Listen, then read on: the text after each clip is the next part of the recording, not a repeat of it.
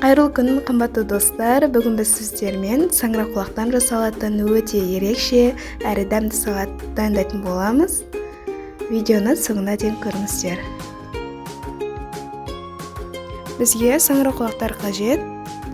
Оларды кубиктарға кесіп турайтын боламыз. Кішкентай саңырауқұлақтың кез келген түрін қолдансаңыздар болады. Менде шампиньоны. Саңырауқұлақтарды пайдаланбас бұрын тазартып жуып алып және кептіріп қолданатын боламыз.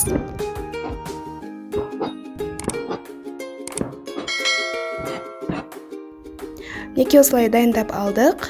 Енді пиязымызды тураймыз. Орташа көлемдегі бір пияз қажет. Оны да кішкентай кубикқа кесіп тураймыз. Егер де пияз ұнатпайтын болсаңыз, бұны қоспауға да болады. Бірақ саңырауқұлақпен қуырған кезде салатқа өте жақсы дәм береді.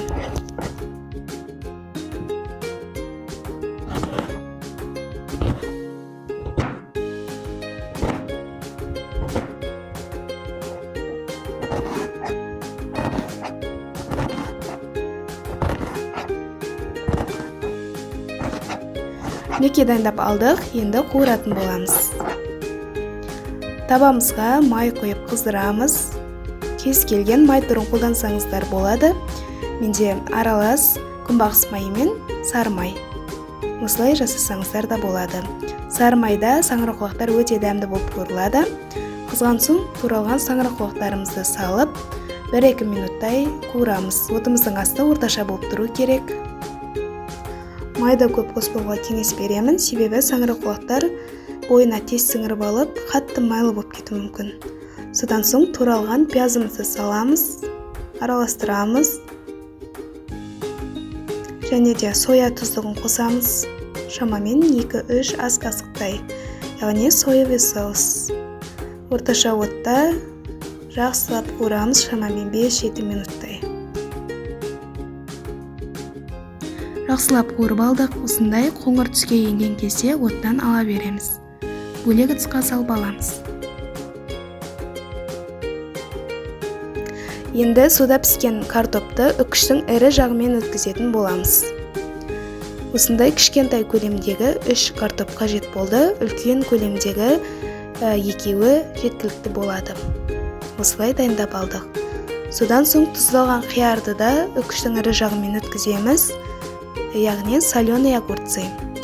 Қажетті ингредиенттердің мөлшерін описание бөлімінде қалдыратын боламын, сол жерден көрсеңіздер болады. Содан соң ірімшікті де осы үккіштен өткіземіз, кішкентай жағымен өткізетін боламыз. Ірімшіктің кез келген өзіңізде бар түрін қолдансаңыздар болады.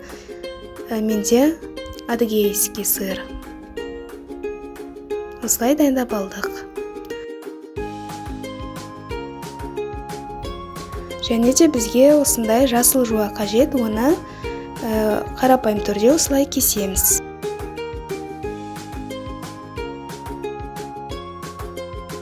Және де суда піскен 3 жұмыртқа қажет. 3-еу немесе 4-еу де қоссаңыздар болады. Үкіштің ірі жағымен сарысымен қосып бірге өткізетін боламыз.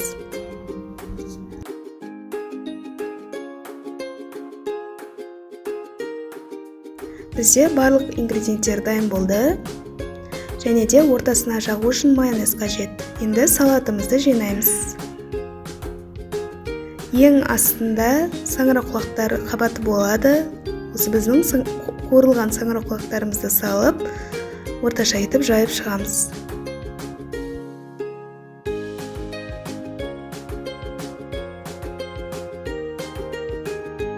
Үстіне майонез қоямыз. Майонез көз мөлшерімен дәміне қарай салатын боламыз.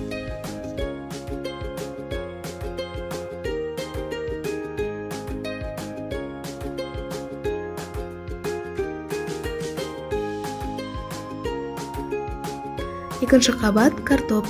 Үкіштен өткен картопымызды салып шығатын боламыз.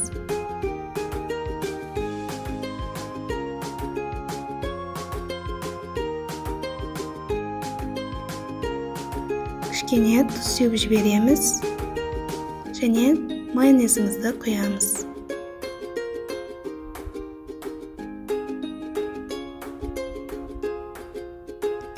Енді келесі қабат бізде жұмыртқа. Үккіштен өткен жұмыртқамызды салып шығатын боламыз.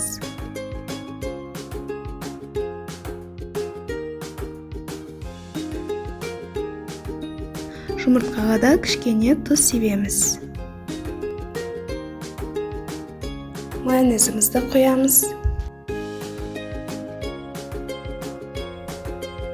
Туралған жасыл пиязымызды саламыз.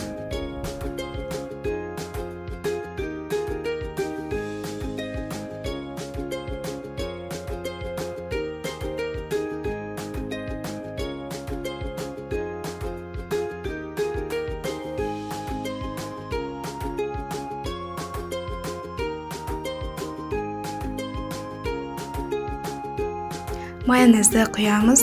Осындай кондитерлік қапшықпен құйсаңыздар өте ыңғайлы болады. Келесі қабат бізде тұздалған қияр.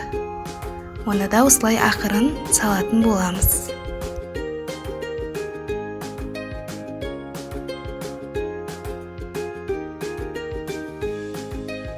Тағы да майонезді құямыз. Және де кішкене осылай жұқартып жайып шығатын боламыз барлық жақтарына.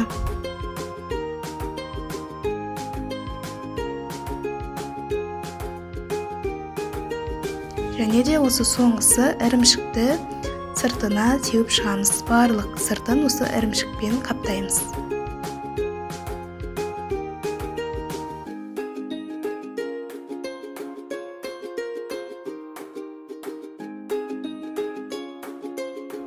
Неке дайын болды. Сыртын өз қалауыңызша сәндесеңіз болады. Мен осылай шеттеріне майонез жағып шығып, оны пышақпен осылай кішкене жайдым.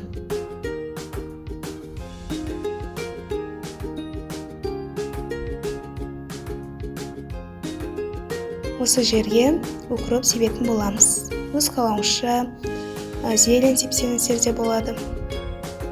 Осылай майонез жаққан жерлерге жапсырып шығатын боламыз.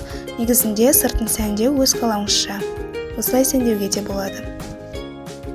Осымен салатымыз дайын болды. Кішкене тоңазытқышқа салып алсаңыз болады.